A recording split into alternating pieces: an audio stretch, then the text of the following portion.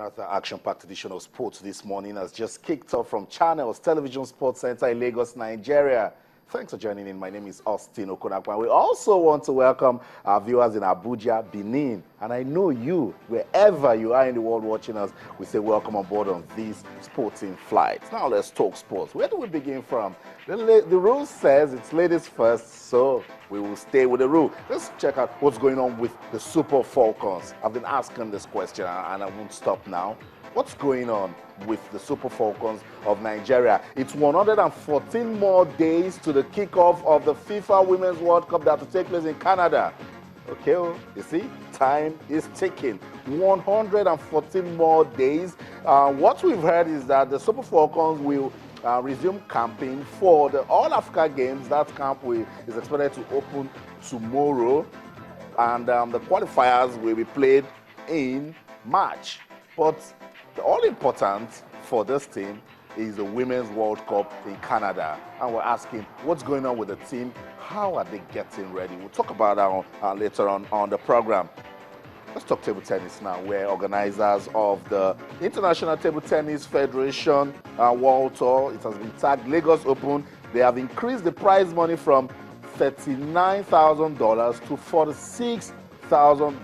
That's about 9.2 million naira. And for the organizers, they want to use it to attract more international players to come to the Open. And of course, remember, it's an ITTF ranking tournament. So if you do well at the tournament, you get ranking points. That's what we're expecting from the local talents right here in Nigeria. All the best to the Ogundele sister, of course, Kazim Makonjola, and not forgetting Africa's champion, Aaron Akwari. If he's there, you know he has a big shot at that money.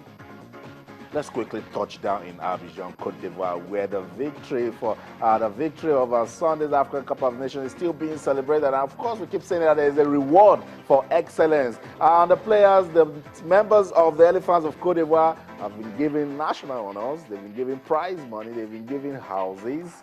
So that's it. When you win, there's always a reward for excellence. And for this Cote d'Ivoire team, they're just relishing the moment. Time to talk boxing now. Boxing fans, where are we with Manny Pacquiao and Floyd Mayweather Jr.? We're still asking this question, when is the fight? That's all we want to hear. But this morning, not so much of a good news. Another boxer has come out to say this fight will not take place. We don't care. Let them keep talking. Oscar De La Hoya says the possibility of Manny Pacquiao and Floyd Mayweather Jr. having a fight is almost unrealistic. That's for you, De La Hoya. Boxing fans all over the world, we just want to know when that fight between Manny Pacquiao and Floyd Mayweather Jr. will take place. Let's come back to Nigeria sports. This morning on Channels Television, we're following developments in Nigerian football. And we keep saying that one aspect of football that needs to be developed so it can be admirable is officiating. In Nigeria, there's a new president of Nigeria's Referees Association. His name is Tade Aziz. Yes, the vice chairman of the Lagos State Football Association. He's just been elected president, and he's got big plans for the association. Let's listen to Tade as he's talked to us this morning. They'll come back. So much to talk on the program. Don't go anywhere. We'll be right back. Stay. Something that has to do with physical movement of one's body every time. And as such, for anyone to be a referee, it has to be perfectly fit. To be fit is different from being healthy. So we have to talk about it. Referees being very fit and very healthy. So it's a daily thing. It's a daily routine for a referee to ensure that he keeps his pace and he maintains his fitness level for him to meet up with the pace on the field of play. We all know referee runs more than every other person on the field of play, and he has to be ahead of the players. In this vein, it means younger people must be referees. Because football is meant for the young ones. And we cannot bring old people in the midst of young ones. Definitely, with their age, they cannot meet up with the pace of the younger ones. You know, well, as for Peter is a class of his own. It's his 5th Nations Cup. Some of the very best in Africa. Unfortunately, it's a tiring zone. But we have young and upcoming referees that are coming to take his place. And above all, FIFA will know, or CAF, they won't take more than 2 referees at a particular time from a particular country. So when they want to do a set, and it's only one set that they will do. Emere was the leading referee for the team of Peter. Emere has retired. But Peter, being a star referee, and because of his personal exploit, he has to be invited at all times. So we're working seriously to get a set at least that will feature in the World Cup.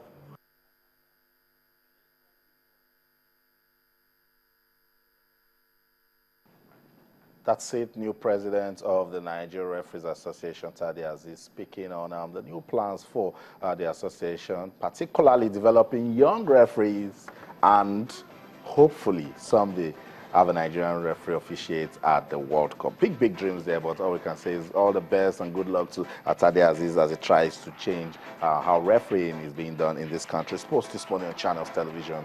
You're about to have the best 25 minutes of your time watching television. That's because with sports, there's so much to talk about and there's so much fun to get from it. We are taking a look at what's going down in football, with football in Nigeria. And of course, all the latest events and happenings from your exciting world of sports. And we keep telling you, you can be part of the program. Actually, this program is designed for you. So if you want to talk to us, feel free. Questions, comments, suggestions. You can be part of this program by stopping by at our social media platforms. That's it right there on your screen. On Twitter, we're channels_sports. And on Facebook, we're channels-sports. You want to talk to us, you want to send us that comprehensive email. You talk about Arsenal, talk about Liverpool, you talk about the Manny Pacquiao and Floyd Mayweather Jr. fight. You can send us that email, sportsthismorning@channelstv.com. Feedback mechanisms for you to be part of the program this morning. Let's hear your views on the show. That's it. Let's come back to the studio now. I love talking sports with this guy that I have in the studio. It's been quite a while that I sat down and talked with him. We will have fun this morning. Larry Pennell is with us on the program. Larry, good to have you on the show. Well, it's a pleasure to be here. Finally, I get to bring you here. And what a time to have you around, because so much is going on in Nigerian football. We listen to Tade Aziz, good one for refereeing, an important part of football. Definitely, and it's a part of sports, of football, that is getting endangered if we don't pay particular attention to it. And that's why the NFF chairman, Ahmad Jupini, has been trying his best to see if these referees can go on tours, on training courses, refresher courses, and so on and so forth. I would assume that interest in refereeing will begin to rise now that Tade Aziz has come in, and then he's someone who understands his onions. And the Cooper test, get in people who will love to be referees. Yeah. The remuneration must also increase, and then there must be security at all match venues in Nigeria. That's also very essential, because for these referees, the reason we're not seeing Nigerian referees participate at CAF tournaments or the FIFA World Cup is because they're not doing well in Nigeria. Why they're not doing well in Nigeria? Because they don't have the right security. I can't go to Enyimba Kano Pillars now, and I'm in Aba, and I look around and I see just 2 or 3 policemen. What do you think I'll do? So I get compromised that way. But if I see about 100 security mobile policemen, you know, I can officiate very well. That is why Nigerian referees, I think, are not doing as they should on the continent and in FIFA grade tournaments. I totally agree with you. And from there, we'll go on to another issue that has to do with why Nigeria does well in Nigeria and Africa and not on the world stage. The Super Falcons of Nigeria, they have qualified to take part in this year's FIFA Women's World Cup that will take place in Canada. It's just 114 more days to go. Surprise, surprise, Larry. And I'm still asking this question, what's going on with the Super Falcons? We hear that camp will open tomorrow, but it's for the qualifiers for the All-Africa Games and the Olympics. I think the big deal is the World Cup. I think it is the World Cup, and I think those ladies should actually be in camp now. I think they have been marginalized for too long. We all our focus, all our attention has actually been on Super Eagles. I think it shouldn't be that way. You mentioned the fact that all of our opponents are actually preparing, and we don't have small opponents these days. It doesn't come bigger than the United States of America. It doesn't come bigger than a Scandinavian country in Sweden. It doesn't come bigger than Australia. And you are not preparing. You are not in camp. How do you expect to come out of that group? It's a tough group. If we are going to equal or surpass our best mark, which is the quarterfinal stage at the FIFA Women's World Cup, we need to actually begin preparation on time. And unfortunately, we are not. Unfortunately, we are not. And since November and December, the likes of the United States of America, Australia, and Sweden, they're in Nigeria's group. It's quite funny. They've been getting ready. And just yesterday, the Swedish women's national team, Larry, they unveiled the jersey that they will use to play Nigeria. That's how much pace they're using to get ready. Interestingly, there's even a website you can purchase the Already the making jersey. money from it. They're already making money from merchandise. I mean, that is a country, that is an administration that knows what they actually want to do. Talking about preparation as well, the United States women national team actually played France in a friendly, getting ready. Although they lost, but you would expect that that's just a friendly. Our Falcons are not anywhere close to preparation. There's the River Angels and the Edwin Okon and the team and all that. It's downtime in Nigerian football, talking about off-season. So what tournament do they have to prepare? And this will form the bulk of the team, talking about Rivers Angels. Yeah. It's sad. But I hope, 114 days to go, they will get their acts together.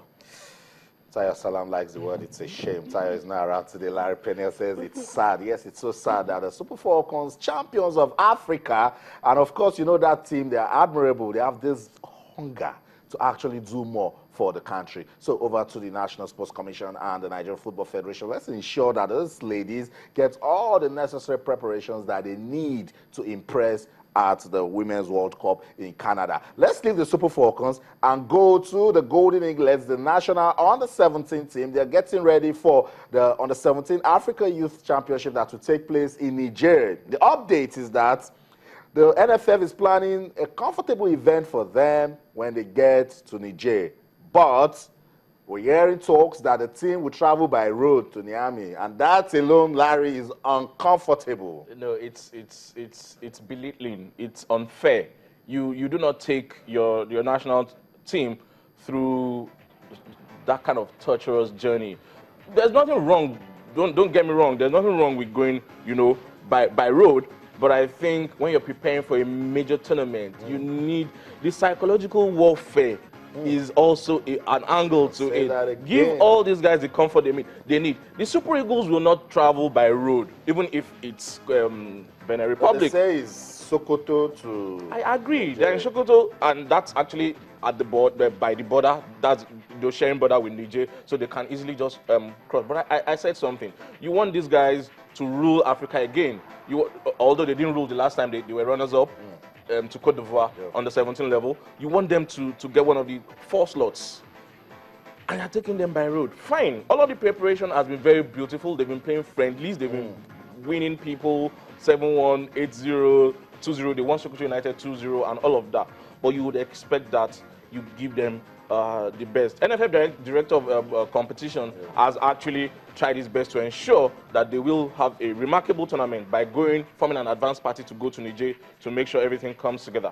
But I think they should fly. Even if the distance is just part of making them feel very special. And they're young lads. You don't want to subject them to. You want them to have a feel of how it is. You don't want talks of, maybe because it's not a Super Eagles. And I mean, you said it's psychological warfare. If you call the Niger government and say, we need you to arrange buses that will pick the team from the airport and all of that, it shows that you're basically prepared. That's it. Update coming as regards the Golden Eaglets. They're getting ready for the African Youth Championship. Not me. Larry says it's actually sad that they'll be going by road. But then people will argue that it's just Sokoto to Niger. But come on, for branding, for packaging. I mean, it's the Nigerian national under-17 team. They deserve more. I'm talking about psychology playing a big part in sports. Let's talk table tennis now, where the organizers of the International Table Tennis Federation at the Lagos Open, they're making good use of psychology. Larry said last year we gave $39,000. This year we want to give 46. Now, why won't Omar Assar want to come?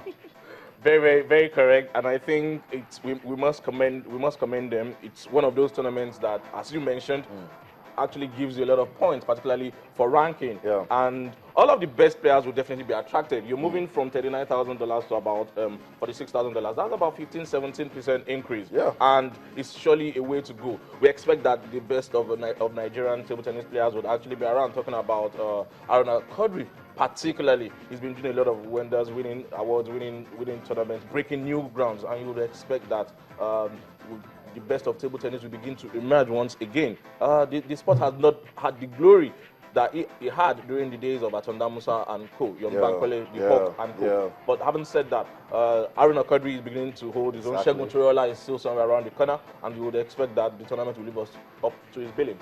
That's it. Update coming from table tennis in Nigeria. We're getting ready for the Lagos Open. The tournament will serve up from the 10th of March till the 14th. And the organizers, they've increased the prize money, so it will attract players to be at the tournament. So that's it.